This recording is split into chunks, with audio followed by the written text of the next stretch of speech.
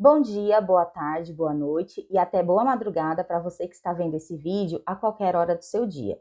Meu nome é Viviane Cardoso e vamos dar início ao módulo de Políticas Públicas de Saúde e os problemas de saúde da população. Nossa unidade 1 vai abordar o tema Noções básicas sobre o Estado, as políticas sociais e a construção da cidadania. E para a gente iniciar, eu vou pedir que você assista 2 vídeos. Você pode ter acesso ao link desses 2 vídeos lá no material da nossa aula. O primeiro vídeo é sobre uma situação-problema que envolve a atuação de um Conselho Municipal de Saúde. E o segundo vídeo é sobre o Estado e a cidadania. Depois que assistir esses vídeos, é importante que você comece a refletir na situação-problema apresentada, relembrando alguns aspectos da história das políticas de proteção social. Para isso, vamos focar em uma questão básica que demarca todo o alcance das políticas de saúde, que é o direito à saúde. Se pararmos para pensar, é possível verificar que toda a discussão e a atuação desses sujeitos envolvidos nessa situação que foi apresentada não seria possível em muitos momentos da nossa história e em diversos países até hoje, né? Ela só se tornou possível a partir das redefinições sobre a responsabilidade do Estado em relação à saúde, num contexto de mudanças em relação aos direitos sociais e à cidadania. Isso nos remete a alguns breves apontamentos históricos em relação à construção da cidadania na sociedade moderna. Quando procuramos conhecer a história, percebemos alguns marcos no processo de conquista da cidadania nas sociedades. Essas conquistas foram baseadas em acontecimentos nos países europeus que protagonizaram a estruturação do Estado moderno. A exemplo, temos a Inglaterra, a França, a Alemanha. E esses acontecimentos, eles influenciaram as políticas de proteção social nos países vizinhos e também naqueles que foram submetidos à colonização europeia. Se fizermos um tour pela história, a gente pode citar alguns desses acontecimentos, como a Lei dos Pobres, lá em 1601, que aconteceu na Inglaterra. Essa lei, ela sinalizou a intervenção do Estado e influenciou as práticas de assistência à população pobre, na Inglaterra já ao longo do século 17 e 18. Temos um outro exemplo, que é a Declaração dos Direitos do Homem e do Cidadão, que foi proclamada durante a Revolução Francesa. E foi nesse contexto revolucionário que foi definido a assistência social como responsabilidade do Estado.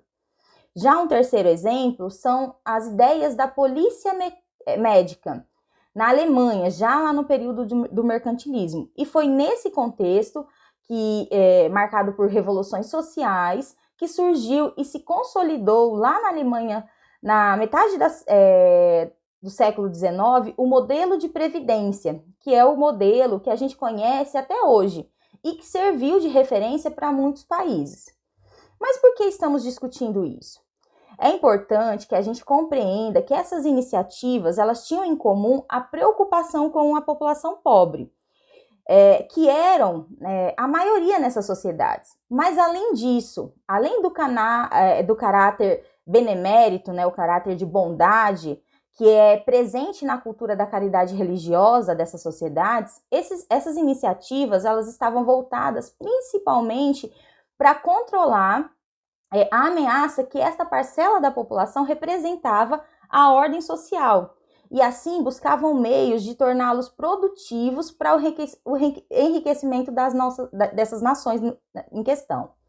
E é assim que essas revoluções políticas e sociais produziram novas formas de pensar a questão social, principalmente com a valorização do trabalho como condição desses direitos e para a introdução da noção dos direitos de cidadania.